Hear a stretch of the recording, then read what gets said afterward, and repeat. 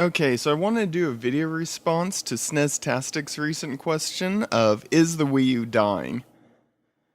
So to do this, I also want to do a gameplay video because I like gameplay videos. And one of the other big reasons is I don't own a video camera, but I do own a DVD recorder and a microphone, so that's what you'll get, just a gameplay video. So briefly, just to introduce the game before I get into the question proper, the game that I'll be playing is Tokio. It's a shoot 'em up by Taito. I'm playing it on the Taito Collection, or Taito Legends compilation disc that's on the original Xbox. Now I'm probably going to play this game really poorly, if for no other reason than I shouldn't really be playing a shoot 'em up while talking. The other part is, this is the first day I've played it. This isn't the first time I've played it, but I actually just discovered the game today. Just kind of started playing these old Taito games. But it's a good game, check it out. Okay, so to the question, is the Wii U dying? I wanted to talk about this question in particular because I recently did a story on this. I write for a kind of small, I guess medium-sized website called Sega Addicts. And we follow a company called Platinum Games a whole lot. And a story recently came out that they're only releasing 30,000 copies of the wonderful 101, at least for the Japanese launch. And this is a pretty small number. I mean, that's the number of copies that were sold of Panzer Dragoon Saga whenever the Saturn was pretty much dead. So definitely a small number. On forums and even comments on that story, I kept hearing like, oh, okay, this story's being told multiple times on several sites. It's not that surprising of a story. I was thinking about it, and it's not that the story is surprising. I don't think that's why it's getting so much attention. What it is it's almost so expected that it's just kind of affirming to the fears that a lot of people had. Because whenever Platinum Games first whenever Platinum Games kind of first started their exclusivity deal with the Wii U, it was really kind of mind-boggling in a way because their games never sold well on the Wii. They haven't really sold well on many consoles, but the Wii in particular. Okay, let's see if I can get past this part while talking. Okay. These always kill me, especially when talking. I'm going to concentrate for a little bit. Okay. So, they never sell well on Nintendo consoles. They don't sell well on many consoles, though. Bayonetta did pretty well as it should, but that's almost about it. So, once they said we're only making games for the Wii U, I was kind of surprised.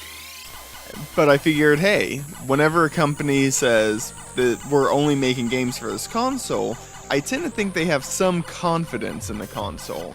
Otherwise, why make every one of your games for that console? But then this news came out that they're limiting the number of games that they're shipping for it so much. I do understand that this is just the Japanese market. But in a way, it's kind of like, well, that's kinda where the Wii U's really popular. Now, I don't think Platinum Games are that popular in Japan, that I actually don't know. But, actually, yeah, they actually are more popular in Japan, so it's a small number. Makes no sense to me. So I started thinking, wow, the Wii U must be doing really bad if a company that... Oh, keep dying. Okay, if a company that will go through and put their games exclusively on that console is saying, hey, you know, we're only going to sell 30,000 copies, that's it. So I'm like, oh, the Wii U's doing pretty bad. Now, having a site, or writing for a site that's completely Sega related, and having this channel where I mainly do Sega reviews, although that may not be obvious now since I just started it, but that's my main goal because that's the concentration of my collection. You would think, okay, well, he's a Sega fanboy, he's not interested in Nintendo at all, but, I mean, I'll talk about my history with the company Nintendo in a little bit, but I also just want to say, you know, if you're a Nintendo fan, Sega fan, you're probably old enough because you're probably gaming in the 80s and 90s. You're probably old enough to be past the console wars.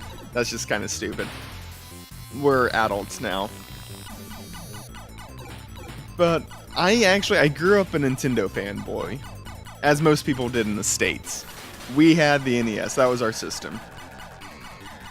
Now, my first console was a Commodore 64 in a way, but the NES was my very first just non-computer console. And it was the first introduction I had to gaming. I remember being... I just have so much love for that system and that company. Because as a kid, the very first images I had were of Nintendo.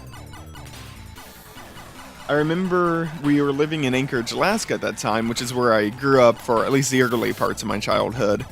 And we were, my dad was in the Air Force, some parent on the base. I actually don't remember what kid it was, because it was an older kid, but they basically just kind of had this party for all of the kids on the base.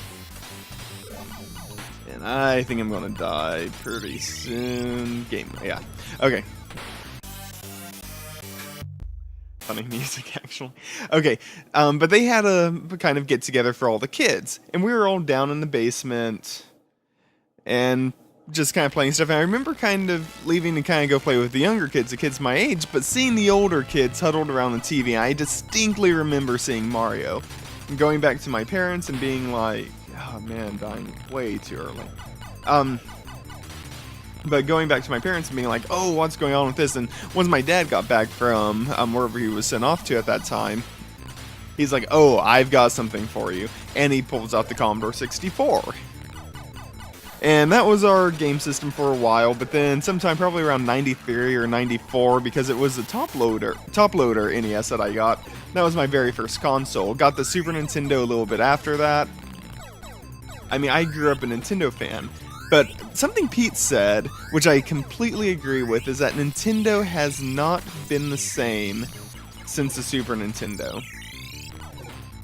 I got it in 64, and I liked it, but I wasn't really into it. And that's about the time whenever I'd picked up a Sega Genesis used, and started playing those games, and I got really into things like Comic Zone, and once the Dreamcast came out, that kind of solidified my Sega love as kind of being the thing that I want to collect for, etc., etc. But Nintendo was that first love. And even though, other things might come along, that first system that you get, that first console, that first love, just kind of sticks with you. So I really want the Wii U to do well. Also, if nothing else, it's what got me back into gaming was the Wii. I kind of sold off all of my stuff, all my game consoles whenever I was 16, getting the job, cars, starting a date. I just don't have time for games, and it's just not a priority.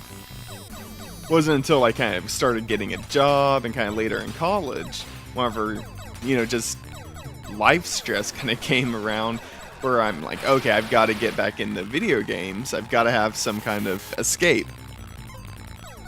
And that is where the Wii came in. That was that was just really big. It was a whole kind of Wii mania type thing.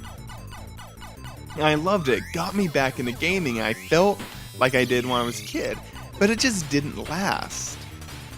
And I think that's a problem Nintendo's been battling with for a long time, is it just doesn't last.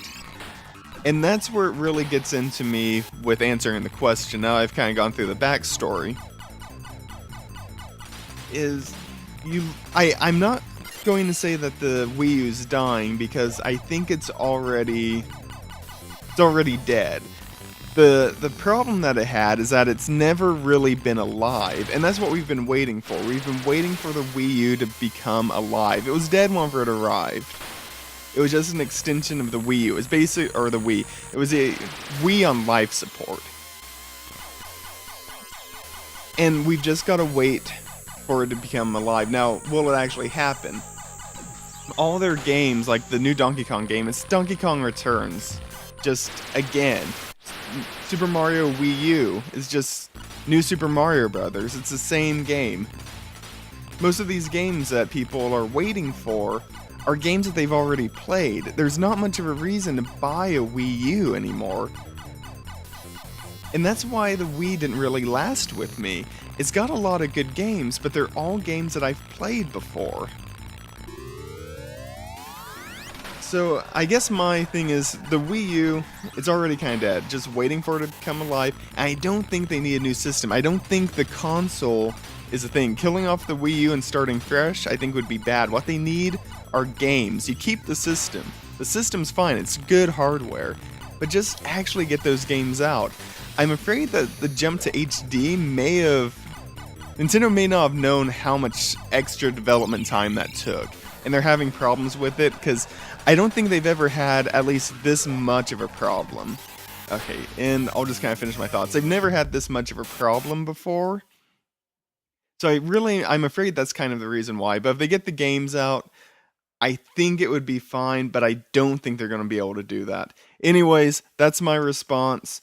I'm going to be getting a few more reviews out. They're getting better as they kind of come along. I've got some in the pipeline.